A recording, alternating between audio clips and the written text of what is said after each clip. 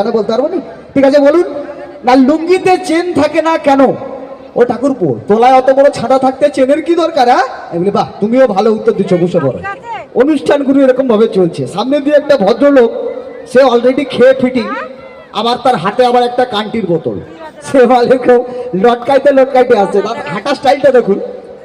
এবার অনেকক্ষণ ধরে প্রশ্ন করছো, এবারে আমি প্রশ্ন করব, তুই উত্তর দিবে। কেন? এটা পরিচালনা করছি আমি, তার মানে তো আমি বল।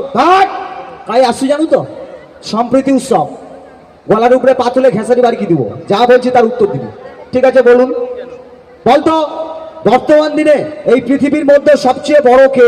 আমি বলি দেখুন, সবচেয়ে বড় মানে আমরা মাটিতে জন্মগ্রহণ করি, মাটিতে মিশে যাই, তার মানে মাটি বড়। দূর, তোকে কে ডাকছে রে? তুই জানিস কিছু? সবচেয়ে বড় হলো যে মদ খায় সে। আমি বলি কি করে? বলে তোর মাটি কি করে বড় হলো?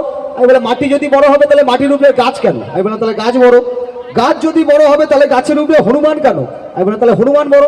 হনুমান যদি বড় হবে তাহলে রামচন্দ্রের পায়ের কাছে কেন জড়সড়? আমি বললাম তাহলে রামচন্দ্র বড়। রামচন্দ্র যদি বড় হবে তাহলে 14 বছরের জন্য বনবাসে গেছিল কেন? তাহলে বন বড়। বন যদি বড় হবে বনের উপরে পাহাড় কেন? আমি বললাম তাহলে পাহাড় বড়। পাহাড় যদি বড় হবে পাহাড়ের উপরে শিব কেন? আমি বললাম তাহলে শিব বড়। শিব যদি বড় হবে শিবের মাথায় গঙ্গা কেন? আমি বলি কাকু বড় ভুল হয়েছে, গঙ্গার জলই সবচেয়ে বড়।